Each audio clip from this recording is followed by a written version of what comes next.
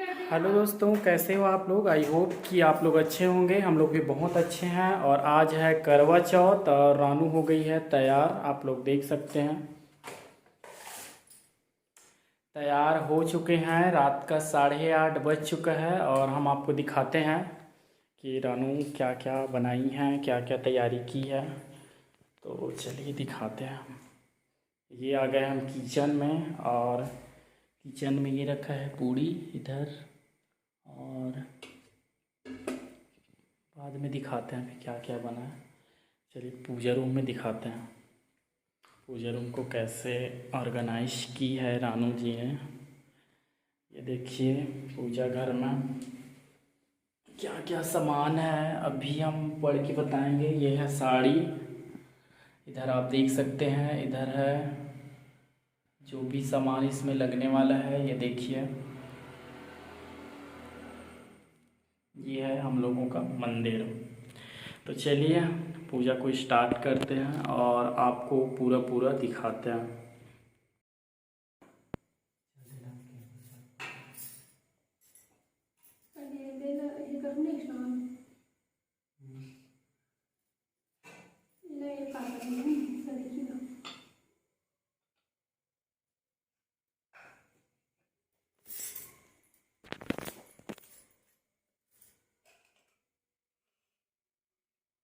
गणेश शंकर गौरी। गणेश पार्वती और गणेश रे, पार्वती शंकर और गणेश।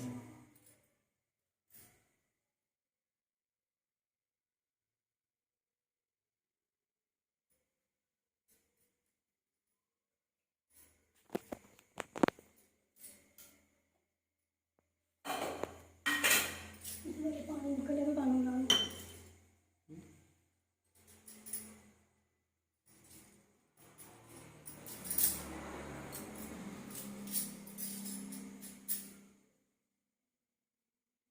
लोग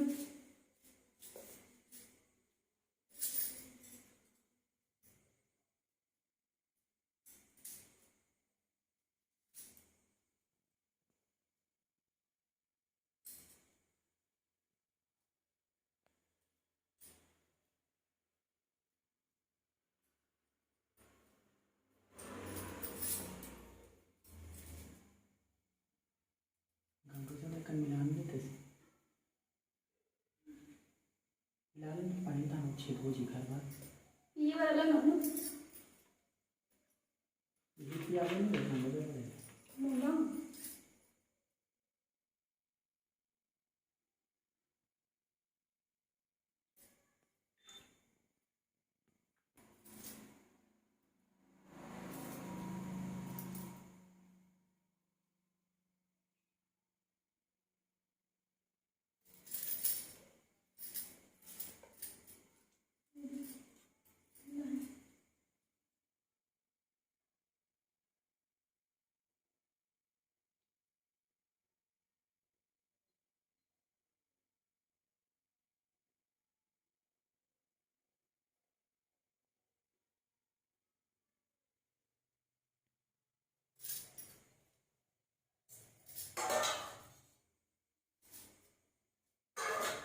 मीना सफेद है लाल धागा के नहीं, लाल कलर के धागा के ऐसे 3 कलर के ऐसे ये वास्ता पंजाब रहते हैं इसलिए कहते हैं कुछ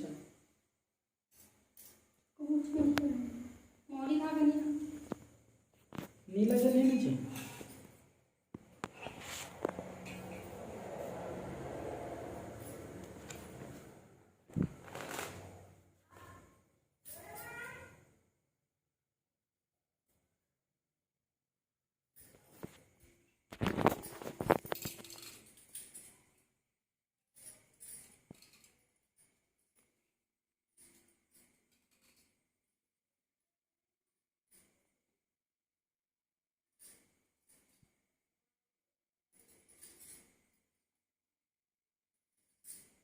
घर वाला लाल को नीचे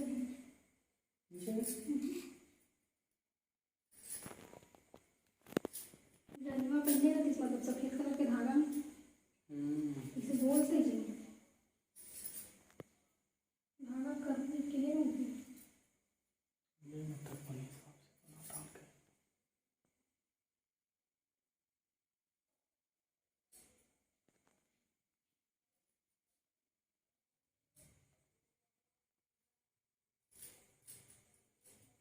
पीला फूल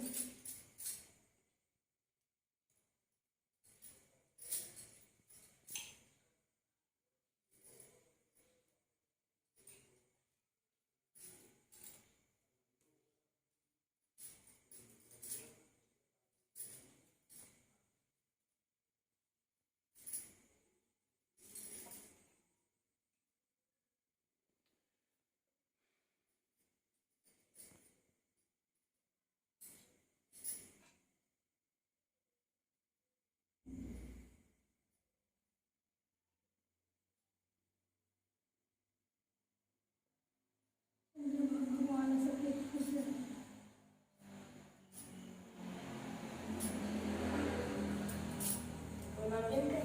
हैं? चला कर कर दे। चांद आ गई चांद आ गए। दे कर दे भाभी बात। अभी नहीं है कल ही ना चल अरे वाले पूछा होगी। इसने सजाया नहीं अल्लाह सजाए अपन अपन अब हम इसमें सजा दिया। हम का सामान नहीं है ना सजा के। नहीं बहुत कुछ है।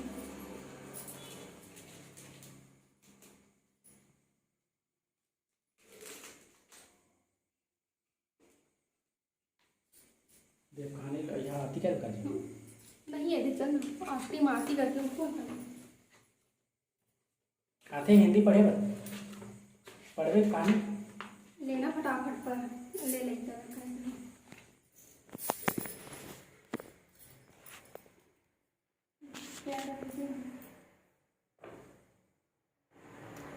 करवा चौथ का बाना पूजा और बधाइयों। ठीक है, इस दिन व्रत करके पटरे पर चल रहे जल का एक लोटा भरकर रख दे। फिर बायना रखने के लिए खांड का या मिट्टी का करवा ले और ढक्कन में चीनी भर ले हाथ। ठीक है, उस पर 1 रुपया रख दे। रोली चावल गुड़ आदि से श्री गणेश जी का पूजन करे। इससे पहले करवे पर रोली से सतिया बनाकर कहा जी 96 बिंदी लगाएं। 17 फिर गेहूं के दाने हाथ में लेकर एक कहानी सुनने के बाद करवे पर हाथ फेरकर अपनी सासू जी के पैरों में पैर पकड़कर करवा उनको दे दे। इसके बाद 93 दाने गेहूं के और पानी का लोटा अलग रख दे। रात्रि को जब चंद्रमा निकल आए तो चंद्रमा को अर्घ देकर बाद में भोजन कर ले। यदि बहन या पुत्री कहीं दूर बाहर रहती है तो करवा गेहूं चीनी सहित 1 रुपये नगद रखकर उसके पास पहुंचा दें। करवा चौथ अर्थात करवा चौथ कथा। सनातन धर्म की प्रथा के अनुसार करक चतुर्थी अर्थात करवा चौथ कार्तिक मास के कृष्ण पक्ष की चतुर्थी को कहते हैं। सुहागवती स्त्रियों के लिए यह बहुत श्रेष्ठ व्रत है। स्त्रियां इस व्रत को पति की दीर्घायु के लिए करती है। इस दिन सुहागन स्त्रियां चावल पीसकर दीवार पर करवा बनाती है जिसे वर कहते हैं। इस करवा में पति अनेक रूप बनाए जाते हैं तथा सुहाग की वस्तुएं जैसे चूड़ी बिंदी बिछुआ मेहंदी और महावर आदि के साथ दूध देने वाली गाय करुआ बेचने वाली कुम्हार महावर लगाने वाली नाई चूड़ी पहनने वाली मनिहारी 7 भाई और उनके एकलौती बहन सूर्य चंद्रमा गौरी और पार्वती आदि देवी देवता के भी चित्र बनाए जाते हैं। सुहागन स्त्रियों को इस दिन निर्जला व्रत रखना चाहिए। रात्रि को जब चंद्रमा निकल आए तब उसे अर्घ देकर भोजन करना चाहिए। पीली मिट्टी की गौरी गौरा बनाकर उनका पूजा करना चाहिए।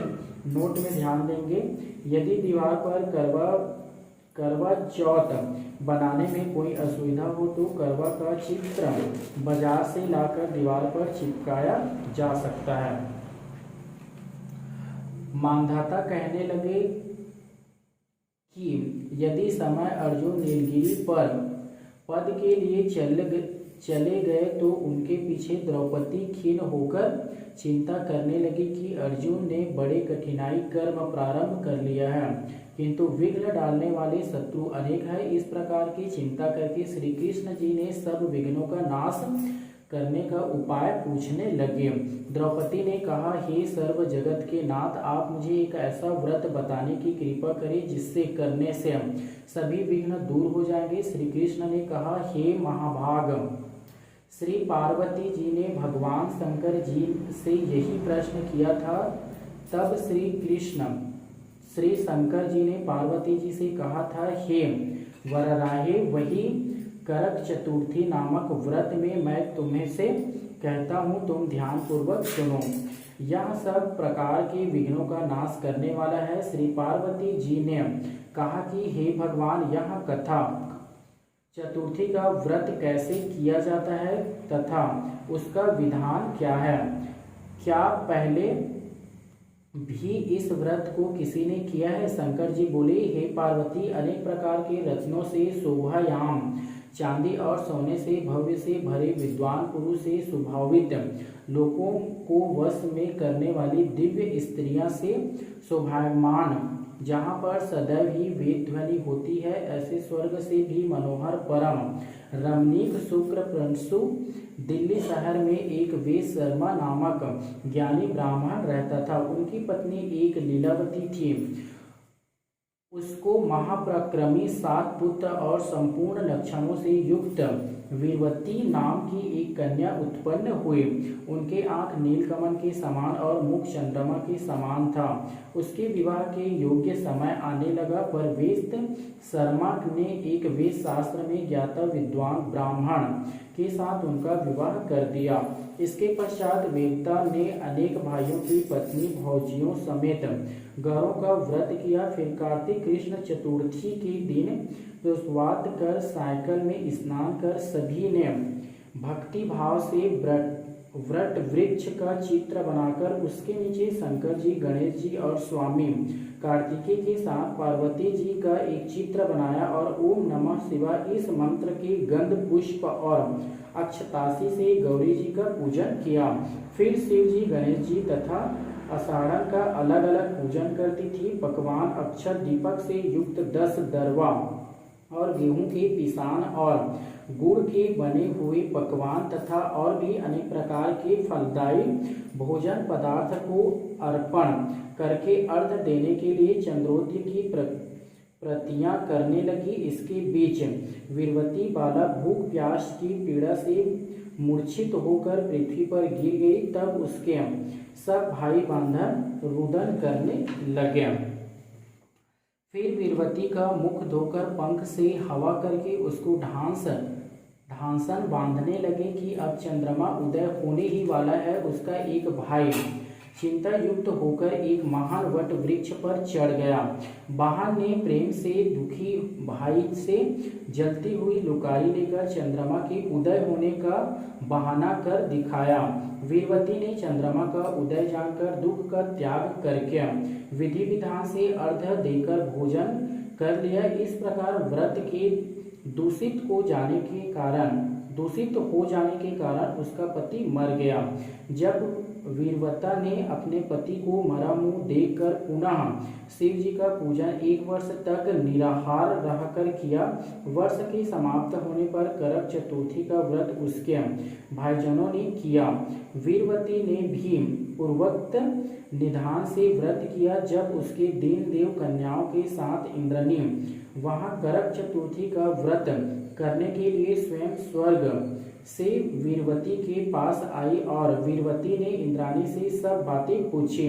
वीरवती ने कहा कि मैं करक चतुर्थी का व्रत करके अपने पति के घर आई तो मेरे पति मृत्यु को प्राप्त हो चुके थे। मैं नहीं जानती थी कि पाप के कर्म से मुझको यह फल मिला है।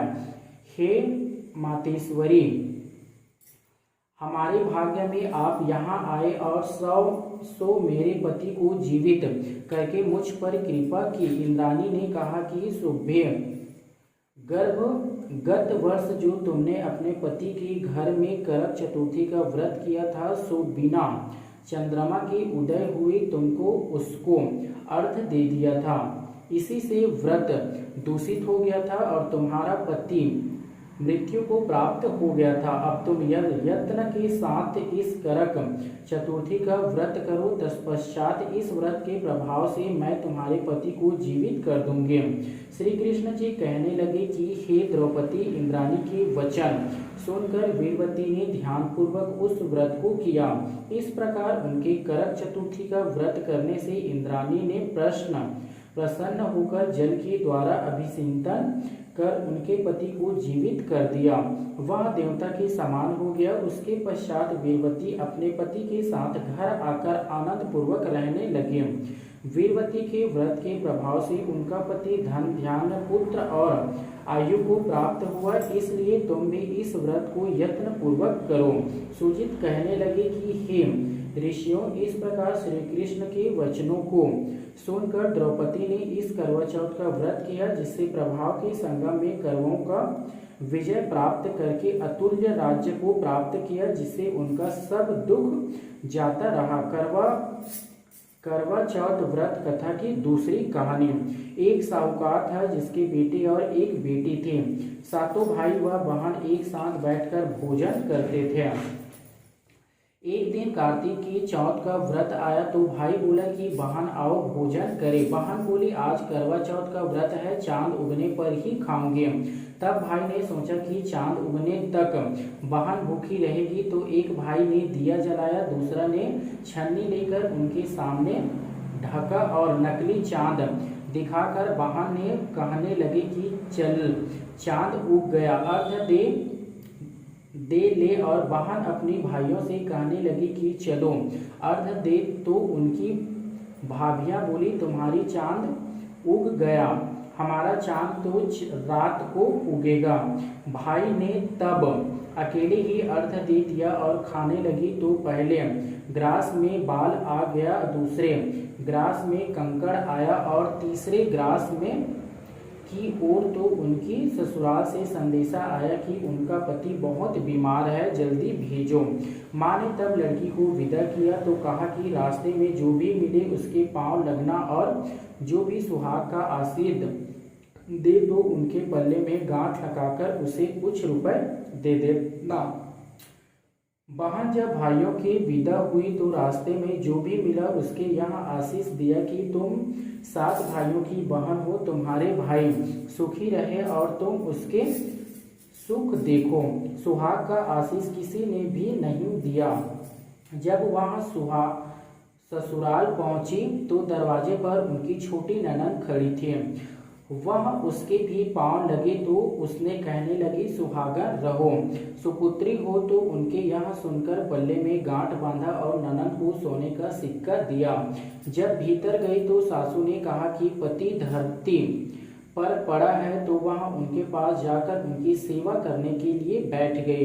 बाद में सासू ने दासी से कहा बची कुछ ही रोटियां भेज दी। इस प्रकार के समय बिताते बिताते मनसिर मार्गशीर की चौर आई तो चौर माता बोली करवा ले भाइयों की प्यारी करवा ले।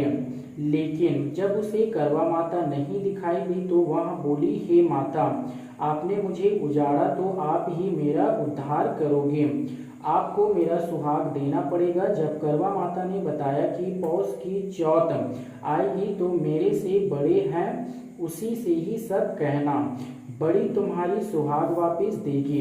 पौष की चौथ आकर चली गई, माघ की भी चली गई, फागुन की भी आकर चली गई, चैत बैसाख जैठ आषाढ़ और सावन भादों की सभी चौथ आकर चली गई। यहाँ कहकर चली गई कि आगे आने वाली को कहना।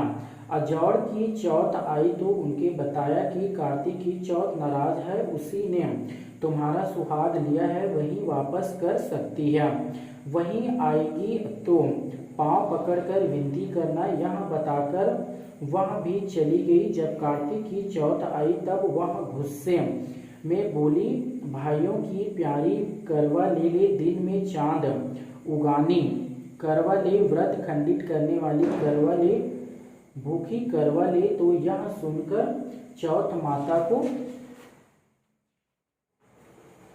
देखकर उनके पांव पकड़कर गिड़गिड़ाने लगी, हे करवा माता, मेरा सुहाग तुम्हारे हाथों में है, आप ही मुझे सुहागन करे। जो तो माता बोली, पापीन हत्यारी, मेरे पांव पकड़कर क्यों बैठी है। तब बहन बोली कि जो मुझसे भूल हुई है उसे क्षमा कर दो, अब भूल नहीं करूँगे।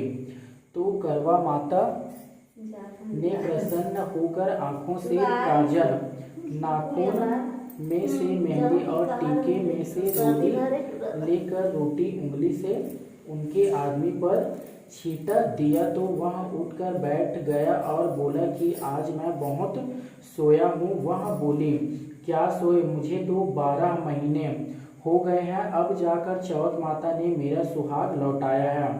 तब उसने कहा कि जल्दी से माता का पूजन करो। जब चौथ की कहानी पूरी करवा पूजन किया तो प्रसाद खाकर दोनों पति पत्नी चौखट खेलने बैठ गए। नीचे से दासी आई, उसने उन दोनों को चौपट पंसों से खेलते देख तो उसे सासू जी को जाकर बताया। तब से सारे गांव में यहाँ प्रसिद्ध हो गया कि सब स्त्रियां चौथ का व्रत करे तो सुहाग अटल रहेगा। जिस तरह से साहूकार की बेटी सुहाग दिया, उसी तरह करवा माता सबको सुहागिन रखे। यही करवा चौथ के उपवास की सनातन महिमा है। करवा व्रत की तीसरी कहानी। प्राचीन काल में करवा की नाम की एक पतिव्रता स्त्री अपने पति के साथ नदी किनारे एक गांव में रहती थी। कार्तिक मास के कृष्ण पक्ष की चतुर्थी चौथ के दिन उनका पति नदी में स्नान करने के लिए गया। स्नान करते समय एक मगरमच्छ ने उसका पैर पकड़ लिया। वह करवा करवा नाम लेकर मदद के लिए पुकारने लगा। उसकी आवाज सुनकर उसकी पत्नी दौड़कर आई और उसे मगरमच्छ को कच्चे धागे से बांध दिया। मगरमच्छ को बांधकर वह यमराज से यहाँ पहुंची और यमराज से बोली, भगवान, मगरमच्छ ने मेरे पति का पैर पकड़ लिया, अतः पैर पकड़ने के अपराध में आप अपने बल से उसे मगरमच्छ को नरक में ले जाओ। यमराज ने कहा, अभी मगरमच्छ की आयु शेष है, अतः मैं उसे नहीं मार सकता। इस पर करवा ने कहा, यदि आप ऐसा नहीं करोगे तो मैं आपको श्राप देकर नष्ट कर दूंगी। यह सुनकर यमराज डर गए और अपने पतिव्रता स्त्री करवा के साथ जाकर मगरमच्छ को उन्होंने यमपुरी भेज दिया और करवा के पति को दीर्घायु प्रदान की। उस दिन से यहाँ करवा चौथ मनाई जाती है और सुहागन स्त्री के द्वारा व्रत रखा जाता है। हे करवा माता, जैसे तुम्हें अपने पति की रक्षा की, वैसी सब के पति की रक्षा करना। करवा चौथ व्रत की चौथी कहानी। एक ब्राह्मण परिवार में 7 बहन थी। 6 बहुएं के मायके वाले बहुत अमीर थे, इस कारण ससुराल में उनका बड़ा मान था, परंतु छोटी के मायके में कोई न था। वह घर का सारा कामकाज करती और सबकी सेवा करती, पर कोई भी उसे प्यार नहीं करता। सभी उसे धुतकारते रहते। तीज त्योहार पर भी उनके मायके से कोई न आता तो वह बहुत दुखी रहती। हर वर्ष की तरह इस वर्ष भी करवा चौथ का व्रत आया। अन्य बहुओं के मायके से उनके भाई का करवा लेकर आए, पर छोटी के मायके से यदि कोई होता तो करवा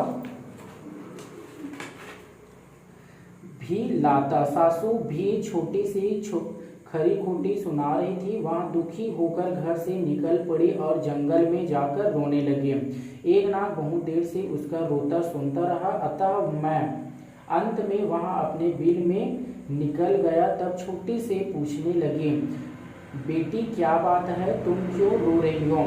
छोटी बोली, आज करवा चौथ है, मेरा कोई भाई नहीं है। यदि मेरा कोई भाई होता तो आज जरूर करवा लेकर आता। नाग को छोटी पर दया आया। नाग ने कहा, बेटी तुम घर चलो, मैं अभी करवा लेकर आता हूँ। छोटी देर बाद नाग उसके ससुराल पहुंचा। ससुराल वाले इतने सामान देकर चकित हो गए। सासू भी प्रसन्न हो गई।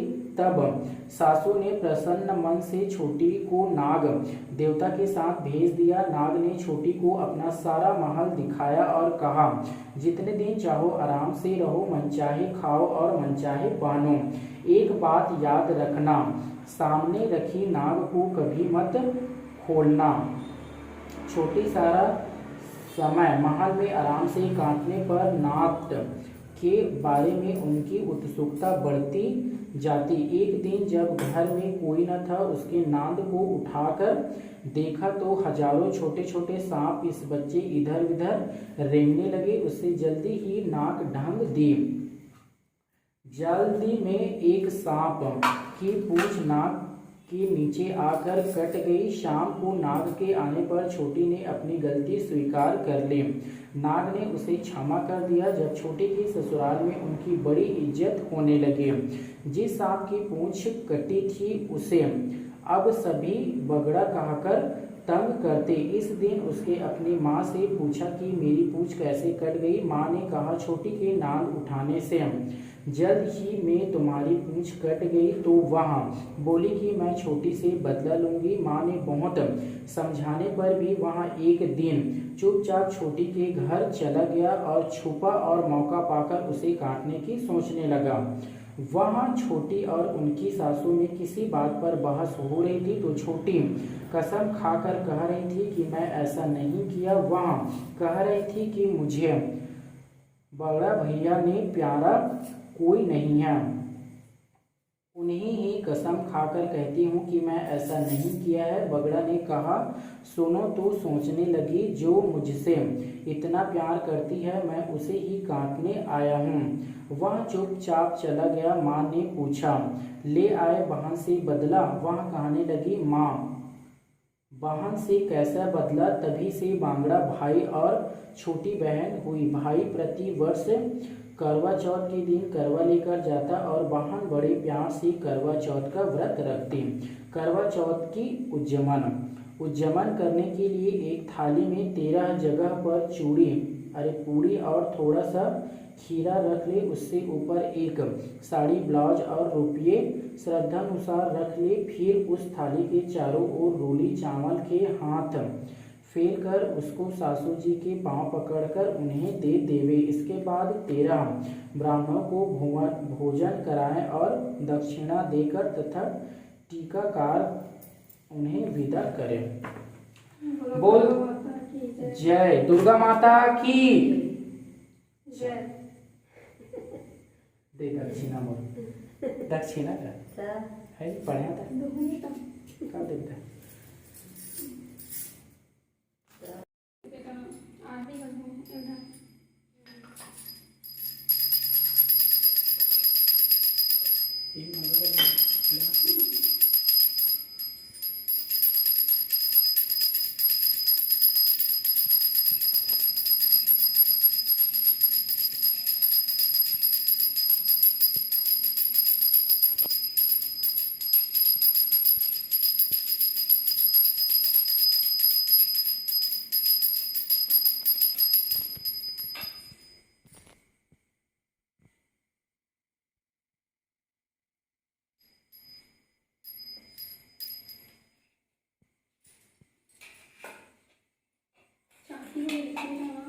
चाटी है मीठा में यहाँ मुझे चाटी है पकड़ा। ये डार्क ही दे चाटी है नहीं, डार्क ही दे नहीं हाँ मैं तो घी देता देखा क्यों चल चल